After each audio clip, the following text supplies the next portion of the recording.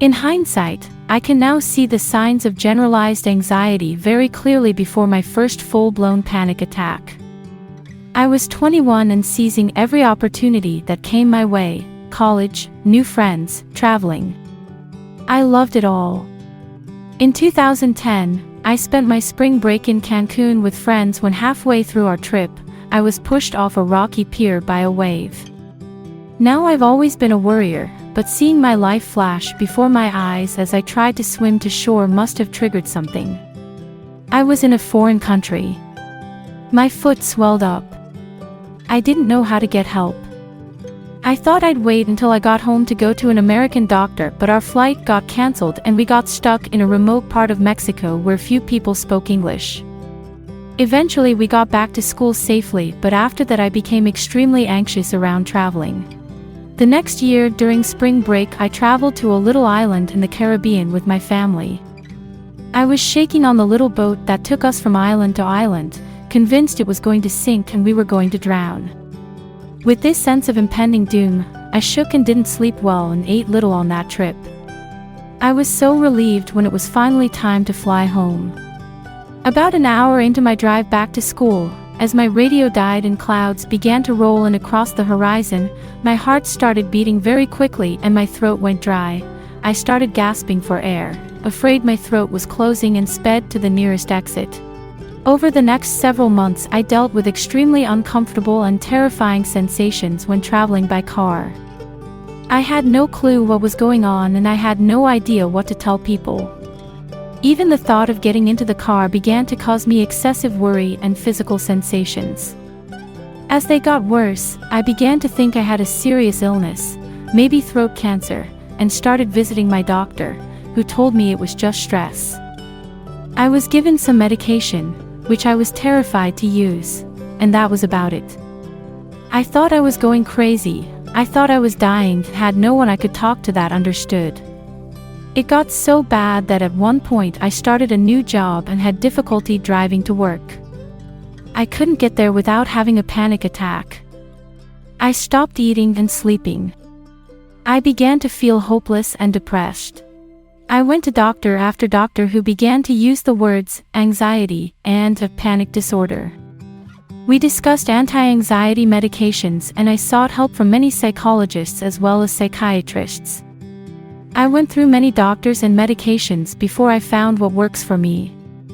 I also began educating myself on these disorders, on what goes on in the brain during these times of misinterpreted fear.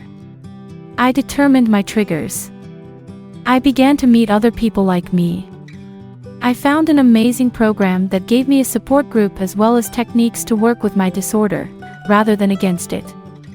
I still experience anxiety and panic attacks, but now they are less frequent and less debilitating. I've gotten married, moved out, bought my first home, adopted 2 dogs, started a new job and traveled across the country, all with this anxiety disorder by my side. And of course, my husband, who has been supportive of me from the very start of all this. I literally met him while this disorder was manifesting, and while, like me, he didn't initially understand it, he never wavered in his support. I found NAMI through my company, who is strongly focused on the mental health of their employees, and I am so thankful to have come across it. Mental illness is a serious epidemic in our country and our policy leaders need to address it as such. I had difficulty finding treatment because it was not something my parents were willing to discuss with me. Even if they were, they still have no clue what it means to have a panic disorder. My primary doctor shrugged me off and I felt ashamed and embarrassed, as if I'd done something wrong. Once I was able to accept my illness and move forward with treatment, it became very difficult to afford. I pay $65 for each 1-hour session with my psychologist and $65 with the psychiatrist just to check in.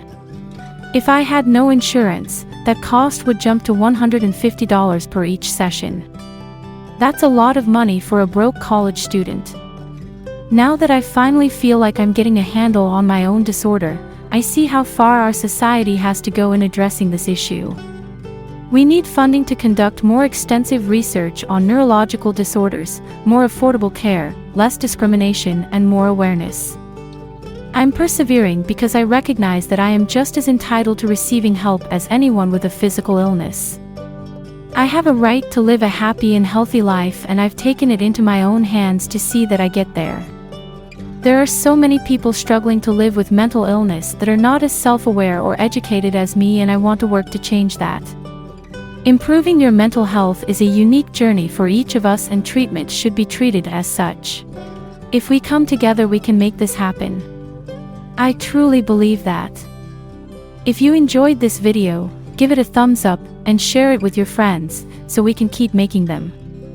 For more videos like this, hit the subscribe button and don't forget to click on the bell icon. Also, be sure to check out our other videos as well. Thanks for watching.